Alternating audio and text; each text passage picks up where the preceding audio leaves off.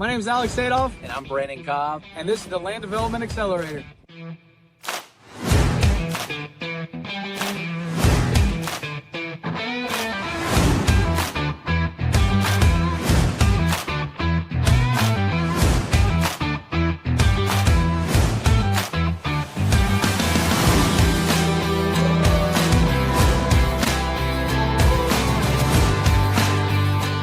Forgot to do that last week. Jared, it's great to have you on, man. How are you Hey, doing? thanks for having me. I'm doing good. How are you guys? Doing really good. This is Excited to have you exciting. on This is a today. big group. Yeah, this is a bit intimidating seeing all these faces on here, but exciting to be a part of it.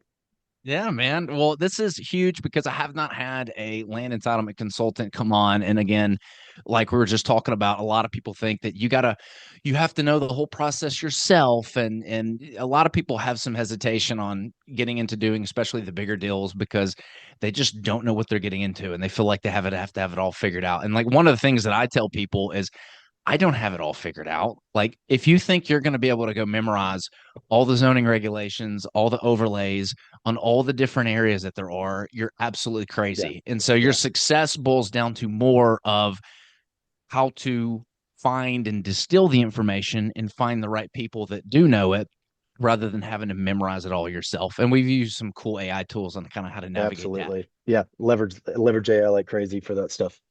Yep, 100%. It's been a game changer for our business. But so for those who aren't familiar with like a land entitlement consultant, and that's what I'm calling you. Maybe your title is something else, maybe it's something different, but like how would you refer to yourself and like what's sort like what how would you describe what you do for developers? Sure, sure. So I guess I mean my background is pretty extensive. So I've been kind of doing land entitlements for maybe the last 20 years. I started off as a civil engineering consultant and helping, large national builders entitle, master plan communities. Central Texas was kind of my primary focus for a while. And then, after kind of, diving into that, I went to work for a developer and we focused a lot in kind of four major markets, four hubs and we were project agnostic, meaning that we didn't care what the zoning said, we didn't care what the allowed uses were. It was a let's find the highest and best use and let's find a way to make this project happen. And so through that period, I was pretty much running all of the entitlements, all of the zonings, all of the annexations. And obviously there's hurdles, there's roadblocks that you're going to come across, but understanding how to navigate, the local municipalities, the local city councils, planning and zoning commissions, the neighborhoods, depending on where you are, there could be a lot of, turmoil that comes along with something like this, but there's always a way to navigate those processes. And so, but throughout this experience, with the engineering, I developed, 50 to $60 million construction projects. I developed residential communities. I did all of I mean, just kind of everything that it took to take a project from cradle to grave. And then we did the property management oversight. We did everything. And so kind of taking that, understanding of, whether you're looking on the front end, whether you're looking on the back end, how a builder is going to view a certain project, how a certain layout or design could impact, HOA costs or and how that's going to impact their marketability. So just kind of understanding that entire process and wrapping that into a way to view a project and how to execute a successful project is really what I've been focused on. And again, whether it's underwriting, whether it's construction management, it all plays a role in how we create a successful project. And so just recently, I guess maybe 2 or 3 weeks ago, I've kind of gone out on my own. And you mentioned I've been working with Greg for about a year, and we've been working on roughly a 400 units, kind of in the Pacific Northwest. I'm working on about I don't know, 15 projects on the East Coast right now. And these are all in different counties, different jurisdictions, and understanding how to, navigate each one of those different municipalities to rezone, to entitle, to find the right, the local builders, the regional builders. We're doing all of that. And right now, everything is, nothing ever runs as smoothly as we like, of course.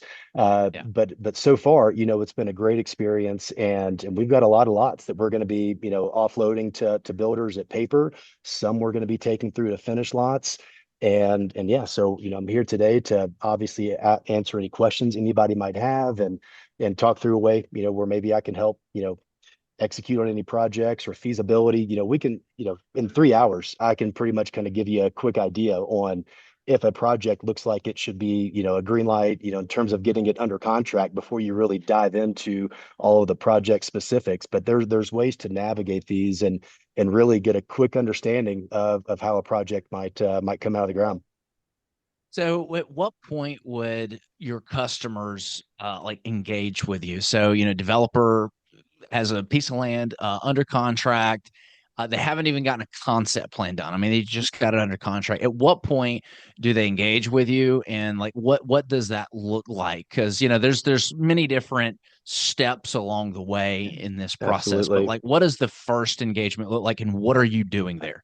I mean, I would say it's even before you even get under contract, right? If you've got a piece of land that looks like it could be a good opportunity, let's have again a 30-minute chat. Let's take a look at the site. Let's look at just again a quick high level underwriting of the property, right? Because if you're doing paper lots, right, you've got to make sure there's meat on the bone for everybody in that process, right, to be financially successful.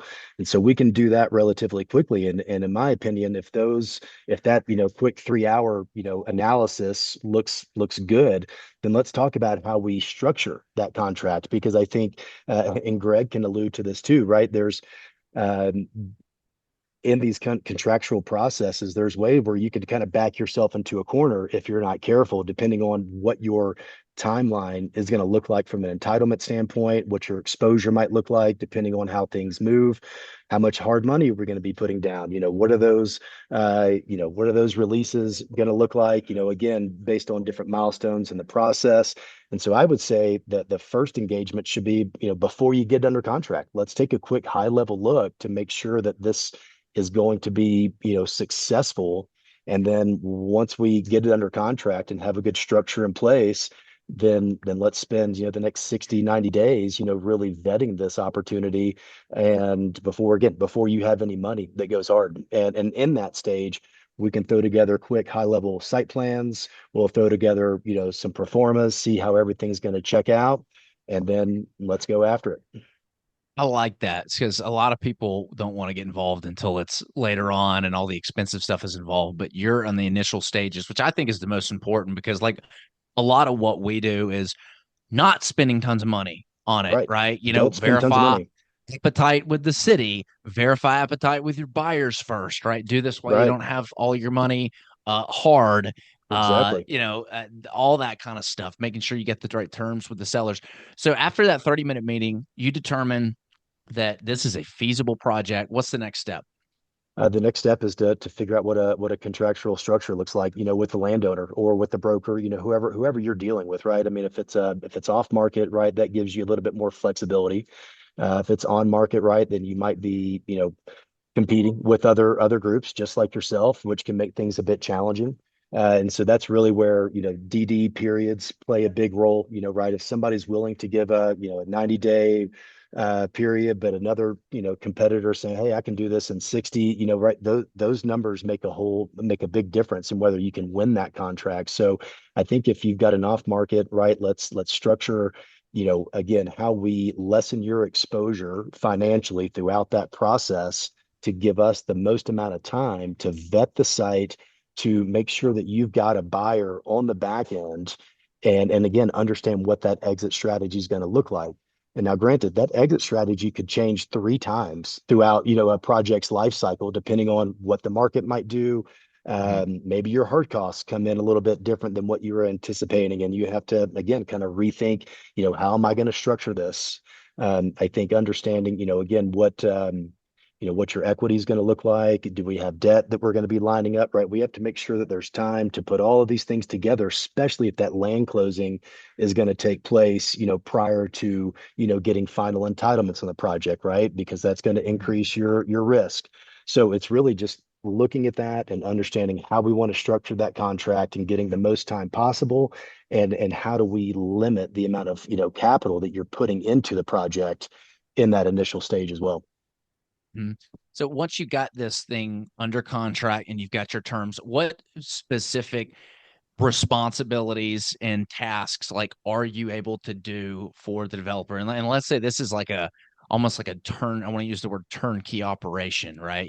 Like they're good at finding the land and they want to kind of stay in that bucket. Like what specifically would you do once it's under contract? Are you going and meeting with the planning commission or the council person, or you sourcing this to civil engineers? Are you creating the concept plan? Are you outsourcing that to somebody Mhm. else? Like what are the to-dos once you're in the due Sure. diligence period that you would take care of? Sure. So, I mean, I've got I've got a pretty robust, DD checklist that, those are going to be kind of the first things that I want to run through is, obviously we're going to be checking utilities. We're going to be checking topography. We're going to be checking a lot of the kind of high level, site constraints. Obviously we've got floodplains and wetlands and some of the understanding some of those studies that we need to do up front. On the engineering side, I mean, I've got a team where we've got a pretty good deal in place where they will actually provide engineering documents for roughly 25 cents on the dollar kind of throughout that entitlement stage. So again, so the developer is looking to limit the amount of capital because we all know that engineers, and look, I am one, we're expensive, and that's usually your biggest dollar burn, throughout that entitlement stage. So, but again, yeah, we're running kind of, maybe there's like, 10 items that we want to vet immediately, right? It's utilities. Do we have fire flow? Do we have, again, wetlands? Do we have floodplain? Do we have to, do we want to go ahead and run geotech? Are we in an area where there could be some soil issues, which is going to be, an impact on the vertical side and ultimately, reduce their, finished pad price or whatever the case may be. We're doing a lot of underwriting exercises. We're looking at, again, what are those different stages of, paper lots versus finished lots, making sure, again, that there's enough meat on the bone for everybody to be successful.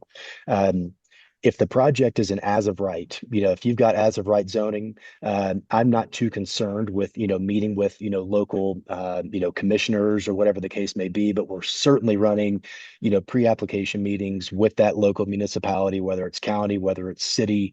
We're going to be running through, I mean, fire is one of the biggest things that, you kind of lose sight of.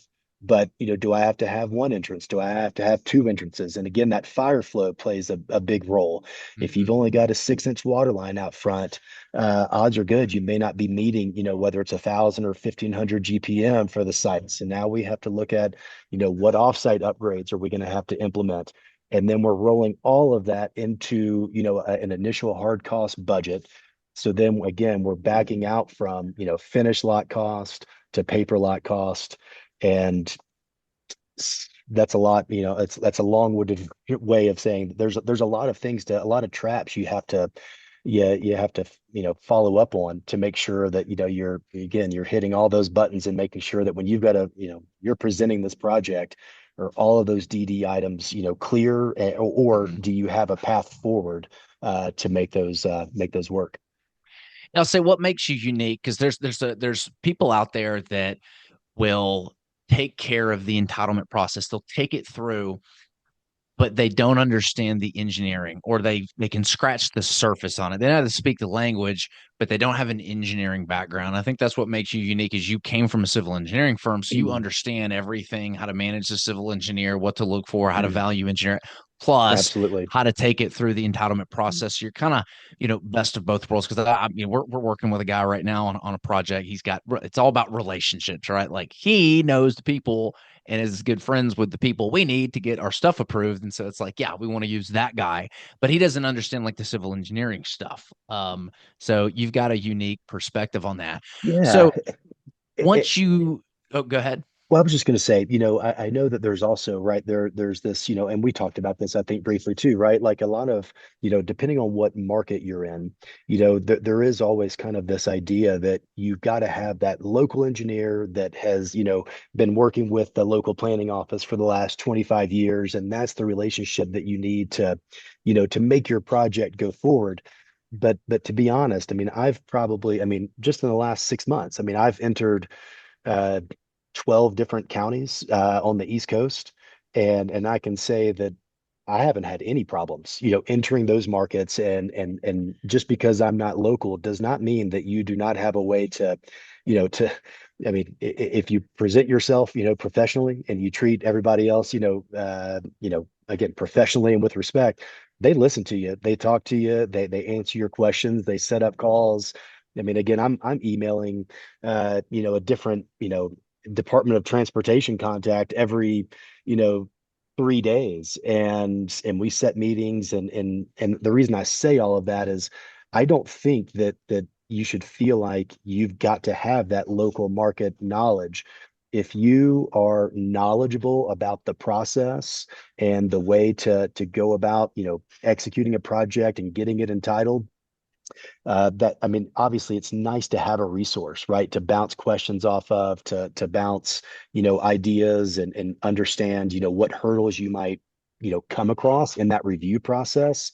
But I do not think that it's necessary, to go and spend, 25% more, on a local engineer, just because they've been in that market for a long time. So do you do the engineering as well, or do you work with the developer's local civil engineer they want to use, or if they come We to can you, do I mean, do both. you have civil engineers kind of that you trust and you've worked with that would be able to Yeah, do a project? yeah, we can do both. Like, it really just depends. Obviously price. That plays a pretty big role. Again, I've got a team that can do certain things. Depending on what state it is, I might be licensed in that particular state and can do Yeah. it, or I could get my license if it made sense. At the end of the day, though, I think just managing, the engineering team or the geotechs or the survey, or all the different, whether it's traffic, right? There's a lot of different players that you have to, manage throughout this process to ensure that, budgets are in line, but are we following, what's going to be necessary in order to get this site entitled? And that's where, I can certainly add a lot of value because, when it comes to construction, when it comes to, again, value engineering, uh, what the biggest thing I learned was working for a developer. We were a vertically integrated team. So we had engineering, architecture. I mean, everything was in-house. And what you start to learn is, as developers, and you hire an engineer, and this isn't to say bad things about engineers. Again, I am one. I did this, but a lot of times engineers, right, they're looking what's best on paper, and they aren't always considering the cost implications of something that is put on paper, Yeah. because right in their brain, this is just what works per code. And in my brain, I'm wondering, okay, yeah, you're right. This does work per code, but let's find an opportunity to, you know, change this, because this is going to add cost on my end, which is ultimately going to impact my profitability or my developability, when I'm selling this to a contractor or whoever is the end user. And so, I'm dangerous enough to be able to question, exactly what third party engineers are putting on paper, because again, I'm looking at it from a developer's perspective, an engineer's perspective, and I think having both of those, is really what makes a lot of what I can do unique. Yeah, that's a big value add because that's been our experience with engineers. They'll make something pretty, Yeah, but there's a lot of fat. We can cut a lot of fat off this thing because there's your price that you're going to get from your builder is ultimately going to be determined by, well, how much is it going to cost them to develop, right? exactly right. It doesn't, maybe it doesn't have to be a perfectly flat sheet of land, with a lot of offsite and a lot of we maybe we can work with this to make the site balance and not have import export stuff like that. That's right. That's right. And a flat site's the worst site, to be honest. So you don't want that. So you do have connections with civil engineers, and I remember because I've got you in my Rolodex to look on a future project. Your pricing seemed like it was pretty good. Of course, the devil's in the details. Like I've paid bad civil engineers before, Yeah, and I've paid the right. price for it as well. Right. It's like how good are the civil plans? Like we know how to Right. look at those now and look at good civil plans from bad civil plans because Yeah. we've got the lashes from it. So okay, that's interesting that you do that. Now, when you hit when you hit some like pushback from maybe it's a council member or somebody, what's typically in your arsenal, or how would you go about navigating that? If you're the guy that the developers put in charge of trying to get this thing pushed through and approved, you come across the NIMBYs, you get some pushback from council. Like, how do you approach that when it happens? Sure. So, I mean, so A, right, you've got kind of two scenarios, right? Again, if you've got an as of right, project, you're not changing the zoning or anything like that, then generally, right, you're still going to have the NIMBYs, right? They're going to be upset about something going on. But, from a legal perspective, right, there's not a whole lot that can be done if I'm not changing the zoning or I'm not asking for any, variances or whatever the case may be. Now, if I am, looking at, I'm about to actually go through a zoning case in North Carolina where we're going to be going from 10,000 square foot lots to 6,000 square foot lots because the hard costs on the property were coming in incredibly too high to the tune of 70,000 per lot. And so by this zoning change, I can get that down to 45,000 per lot. And I'm also looking at running some, negotiating with a church next door to run an offsite wastewater easement. So I don't have to put an $800,000 lift station on the property to kind of further reduce my costs. Now, when I go into these hearings, there's going to be pushback, right? Because I've got neighbors on both sides. And the funny part is most of the people that are in a lot of the areas that we develop, they're more of the suburban, neighborhoods where most of these homes have been there for, 5 years. And it's kind of like, well, this isn't really your backyard, right? You've only been here for a few years. It's really when you're in those infill situations and, you've got maybe a 5-10 acre site that's maybe in an area that's, maybe it's being more gentrified or whatever the case may be. Again, this is a long-winded way of, how I would approach it. And that is, I get in front of it. If I've got a public hearing coming and I know that there's going to be letters going out to every property owner within 500 feet, I do not let the city beat me to that. I do that Hmm. first. I send out a letter to everybody within 500 feet. And if it's in a city that I can't drive to, then I'm going to fly there and I'm going to hold kind of my own kind of neighborhood meeting.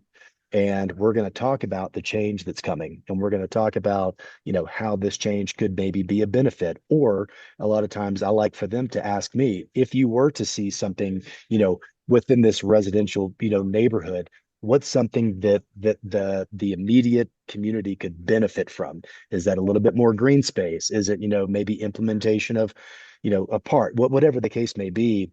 And really, if I take that feedback and I find a way to even implement 25 to 50% of that, and I go to a city council or a planning and zoning, hearing, and I can look them in the eye and say, I have met with everybody that's going to be immediately impacted by this. And this is what we all, discussed and decided would ultimately be a benefit to them. Usually I've been pretty successful in that strategy because again, that's what the councils and planning commissioners are asking is because right, they live in a different neighborhood, right? They're not going to be the ones that are immediately impacted by what's going on. So it's really getting that local feedback and finding a way to make a win-win for everybody. That's huge. That's something we have not done. So we had one where we had a project, and one lady in particular was really upset about the construction causing PTSD for her horses. There was like a disease she thought it was going to cost. Vicky, if I know you know the one I'm talking about. She went around. So if you don't, if I like what you did there. So if you don't do it, somebody else did, because she went around and told everybody that this was going to be like Section 8 housing. Like literally, like this is going to be the hood. This is going to be the ghetto. And dude, we had a lot of people show up in opposition. Yep. And had we done what you said, and honestly, I'd never thought to do that, like do my own little Yep. meeting ahead of time, because you're going to have to do one with the city. You might as well get ahead of it Get ahead of it. and Yep. paint the picture that you want, rather than somebody else going and posting on everybody's door and getting a um I don't know what the little piece of paper with all the signatures on there that, like, we don't want this. Yeah. I mean, it was a headache to deal with. We It still got is. it approved. Yeah, but I mean, it can add, months to your timeline, and not to mention, it just kind of makes you look bad. And so the more that we can present ourselves in a positive way, and that we want to be neighborly, I think that's the best way to approach that. And then nobody can say, well, this guy didn't reach out or he didn't do that. And you create that paper trail, because I've been in plenty of positions where that has happened, and nothing feels better than, holding up that email or what that documentation that says, well, actually, we really did try to, to approach this neighbor or whatever the case may be. And then the city council or planning commission, they really appreciate, that, just wherewithal to get in front of it and be neighborly. Alex, did you have some questions? You look like you were about to say something. Nah, man, he hit it on the head. We've had a lot of pushback in certain cities. They'll make shit up. They'll have petitions. They'll go. Yeah. Some communities are more organized than others. Yeah. So you really have to know, uh, you know, what the community is doing. So yeah, you hit it on the head. Having a community, Petition. Yeah, yeah, That was petition. the That word was I the was word you're looking looking for. for. Yeah. yeah, and we've had a community meeting previously on some projects where we'll go and have a community meeting and then have I think we did that on Lloyd, pretty sure. Yeah. And So I'll be honest, even in those community meetings, and again, I'm tooting my own horn a little bit here, but when you're representing, the project, the developer, whatever the case may be, and you're, a lot of times, right, you're going to have a neighbor, maybe they're a little bit more savvy, than others, and they start asking, well, you're not an engineer, you can't tell me if this site's going to flood or, whatever, and it's really nice to be able to say, well, actually, I am. And then it's really funny how everybody just kind of starts to quiet down a little bit, because you can, right? Because you can talk to, to Eh, the specifics of how you're going to, again, how you're going to handle the storm, right? Or traffic, right? I mean, that's always, those are the two biggest things that everybody wants to talk about. How's this traffic going to impact, my street? What are you going to do to mitigate it? And so being able to either, talk through, you can get real nerdy, right? And start talking through, some of that stuff if you need to, but it helps. I mean, it really does, quiet the crowd. So if you guys got some questions, go ahead and just hit the hand raise button and we'll go one by one. Last question, because I know people are all wondering this. How do you structure the fees? And because you and I talked about this was interesting. You seem pretty flexible on things while like, you get that 30-minute call up front, right? So you don't have to spend a whole bunch of money. There's probably not a huge retainer or something associated like that, like with a civil engineering firm.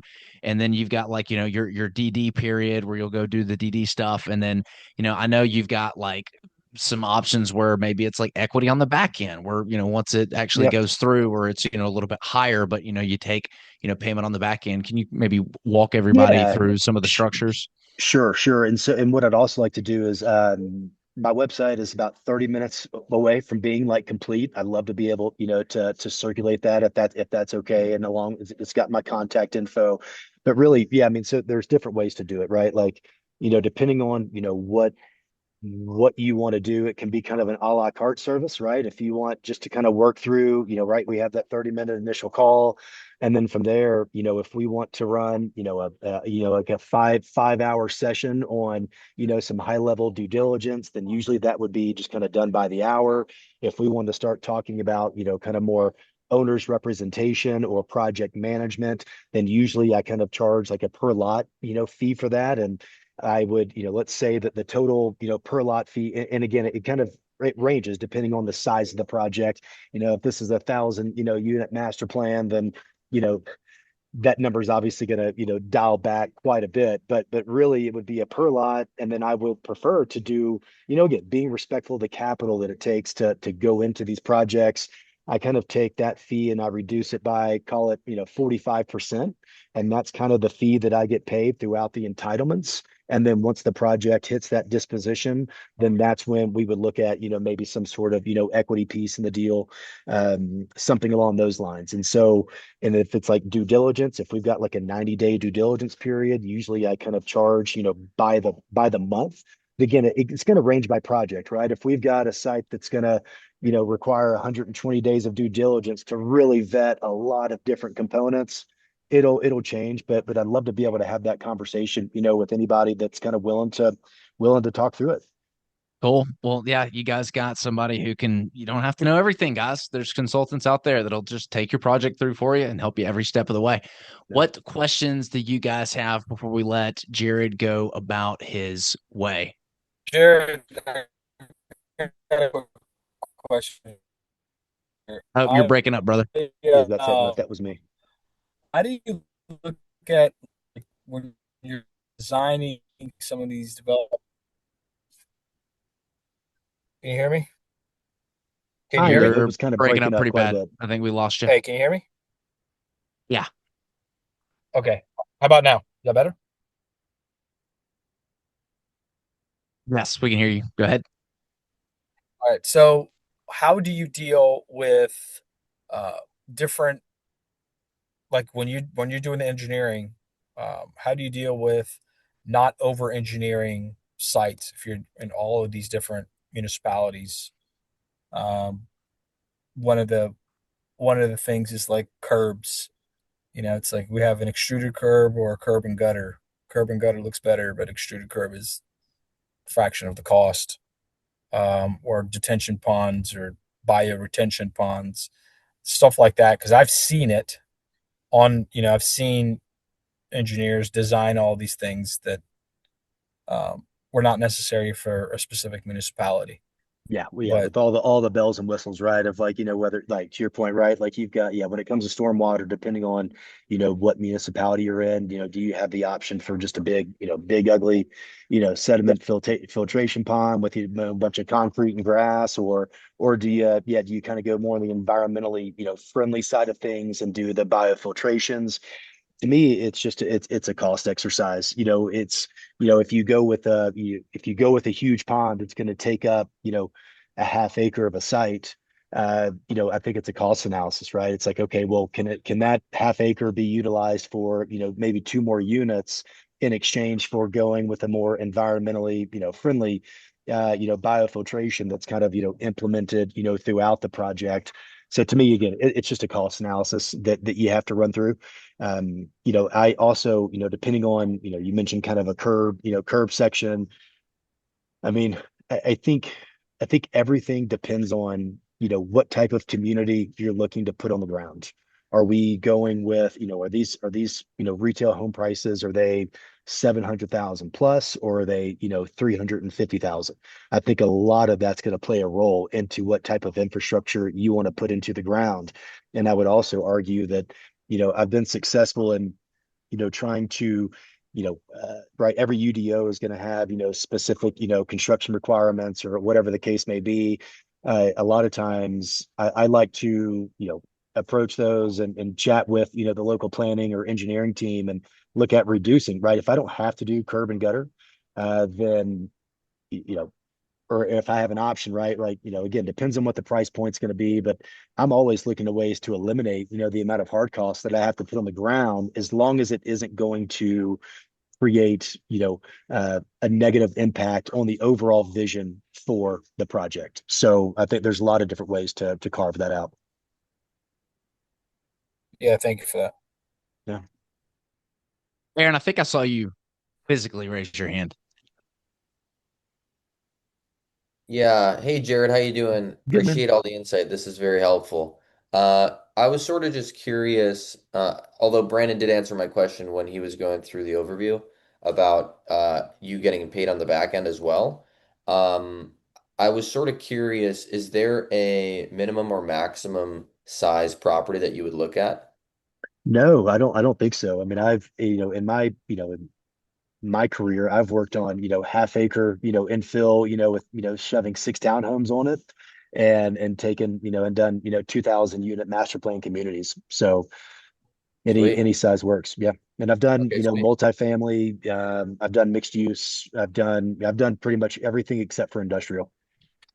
Awesome. Yeah, I mean, I'd love to connect then because we come across a lot of stuff that we don't know exactly what to do with. Um, so yeah, Yeah, and I love those because the sites that people have kind of stayed away from, to me, are sometimes the most fun, and because, right, they've got challenges, but those can also create the best projects at the end of the day. 100%.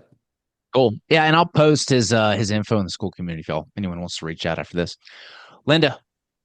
Um, I know that you can do this remotely, but I'm curious. You said that when you were with the civil engineering firm or the developer, you focused on 4 areas. What were those 4 areas? Four So markets.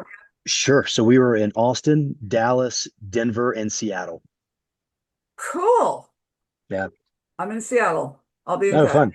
No fun. Great. Let's say I Yeah. got the feeling after that reaction that And Denver. And they're in Denver. one of those I markets. mean, that's in Dallas. Okay. Yeah. Where are you Yeah. located? Where are you visiting? I'm located in Estes Park, Colorado. Oh, okay. Okay. So just about an hour from Denver. Okay. Great. Cool. Have you All done right. any projects in Colorado Springs? I have not. No. Yeah. Let's see. I'm scrolling through. Any more hands going up? Anybody got any more questions for Jared before we let him go? Going once. No, I'll Yep. just speak to my experience with Jared. We've been, like you said, working together for a year as I got involved, even before I got involved in this group. And, he's helped tremendously with my traditions and the Brio Vista project in Idaho, been with those from the get-go. And, I wish I'd brought him on probably sooner because some of those projects, like he said, it gets into how should you contract the project. So I'd encourage everybody if you're going to utilize him, bring him in early. Pay him the hour, whatever it is worth so much. You could spend 500, 1,000, whatever amount of money it is with him, and avoid a mistake of backing yourself into a corner down the road. So it's not all the civil engineering, all that stuff's great once the project's moving, but how it's structured from day one, you really got to think through the whole project from day one before you contract. So he's been very helpful with that. Building performas, we've built decks together. And then he's run, you know, sidecar with me on these projects. Sat in pre-app meetings, sat through, all the meetings at every level, and so it's just been tremendously helpful. Thanks, Rick. Got you a good compliment there. All right. I don't see any other hands. Jared, thanks for coming out today, man. Thanks for having me, guys. I appreciate it. Hope everybody has a good rest of the week. All right. See you, dude. All right. Bye. So there you have it. You don't have to know everything yourself to be able to pull a project through. There's people out there that want to help you. All right. Let's open up. Any other questions, obstacles? Who's got some problems they want to throw in? Or is everything just going hunky-dory in everybody's businesses? Nobody's having any business problems whatsoever, right? That's what it is. I mean, I don't have a few hours to go through all mine. I wanted to bring something cool to everybody's attention that I found recently. I'm sure some of you have heard of it. I'm sure some of you have not. It's a company called Fund and Grow. I spoke to Brandon about it a little bit. This is something that I'm considering for my business. It's if you have good credit, this company helps you get interest-free credit cards for 18 months. And I know a bunch of people who have utilized it for purchasing properties, for down payments, for marketing, for staff. And they sent me a message saying I'm approved for $200,000. I don't need $200,000, but if anyone's looking for something like that for their business, it's a really good option to say. Yeah, Very cool. Has anybody had any experience with them? yeah, I've used them, and I ran. I think you pay whatever it is. What was it, Aaron? Like $3,500 for a year, Yeah, and it's like $2,700, which is very cheap. yeah, they'll go like 3 cycles, and then you can actually bring somebody else into it. So like your wife or partner or anybody, and that's kind of cool. So you get two people, and then they'll run through it. And I think they got me. It was pretty good. I think then I ended up with like maybe 150,000 in Mm. interest-free credit cards. But yeah, keep in mind you got to keep everything once they go on a round, you got to pay things at certain balance for like 45 days. So Right, it's right, kind right. of a little bit of a juggle, and you got to have some cash flow to get things where it at and let it sit. For But sure. I think it's worth it. They don't do any like lines of credit or anything like that, which is more of what I was hoping for. I didn't clearly understand it. Yeah. but I think they have another department that does that. I don't know. I'm not sure, but yeah, that's cool to know that you did it before. I guess you're the fifth or sixth person that I've met that's done it. Um, I don't think I need that much. I would just do it more so for marketing stuff as some of these deals, as we're waiting for them to close up. It's helpful having Brandon's cash flow statement to sort of project those. Yeah, we started our business off credit cards. I'm a big fan of them. I'm a huge fan of credit cards. We've got tons and tons, and they're there, and you don't need them until you need them. But when you need them, like you need them, and they come in really handy. So that's awesome. It's 200 grand. That's quite a lot. 200,000 is a lot of money. Hey, quick question for everybody. We're gonna have a survey go out. Like we're leaning really heavy into the AI stuff because I see what's coming around the corner.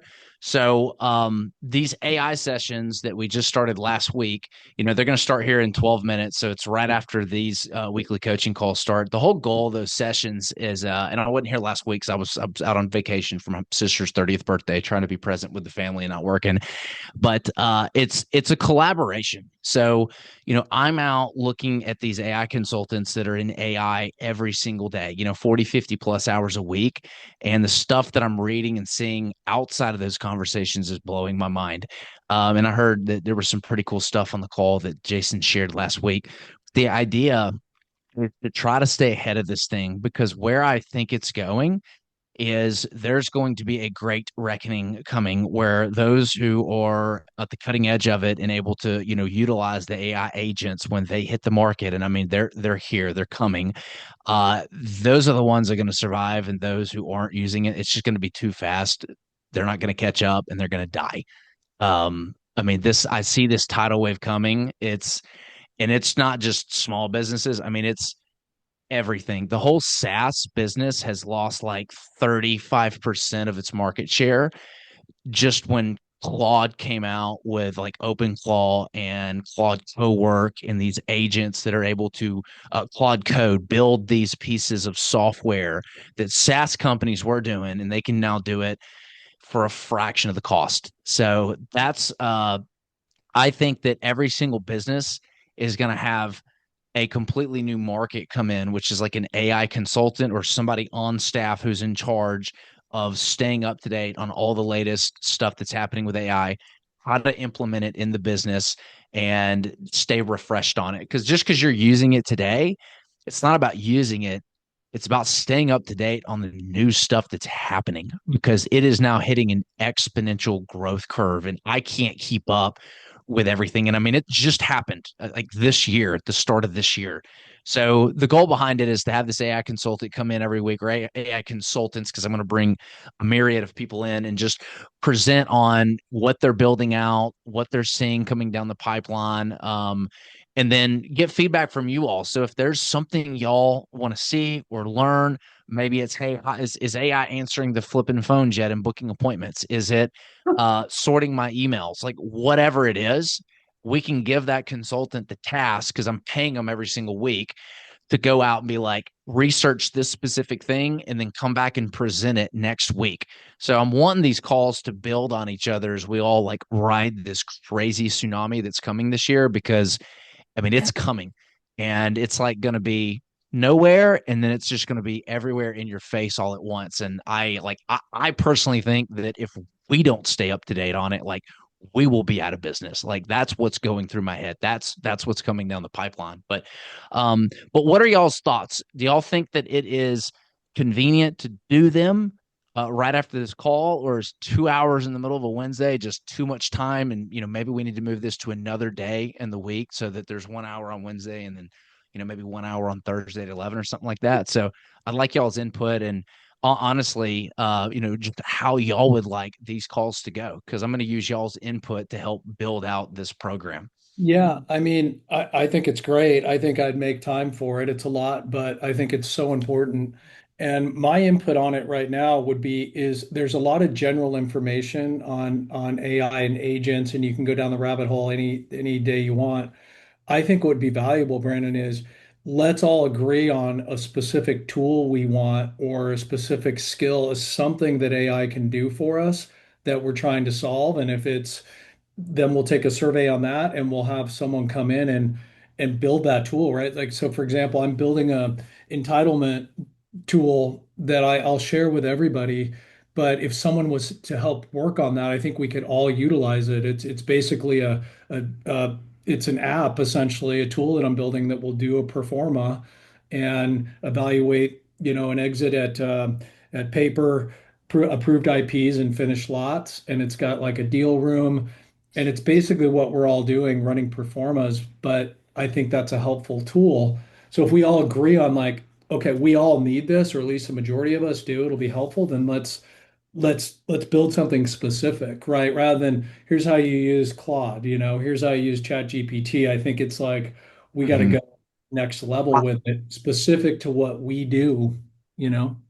I'm on the same level. So the conversation that I was having with Jason today is exactly that. I was like, it needs to be specific. I was like, what I want you to do, I'm going to give you my pitch decks because I know multiple students in here are building pitch decks for like investors, and I was like, I need you, because he was talking about the Claude connects, which is cool. So Claude connects to like Slack, it connects to Canva, and you can tell Claude to access it and go to Canva and like build you a presentation. And I was like one thing I know that they need is I need to just they need to just take my investor pitch deck and have a prompt or something created with Claude to connect into Claude Canva.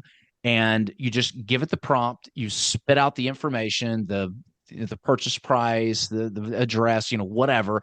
And then it just takes like my pitch deck and just converts it into your own. Like you give it your logo, you give it your colors. Like I was like, that's like the specific use case that I'm looking for. And he's like, dude, yeah, I can absolutely do that. So like those are the things that I'm working on and looking. It's like the things I know that we are going to have to do, and like how to make it easier. Cause like Greg, you're exactly right. Like it's the surface level stuff that like I'm not wanting that. I'm wanting to go like deep and actually figure out how to build out certain things for whatever use case we're looking for.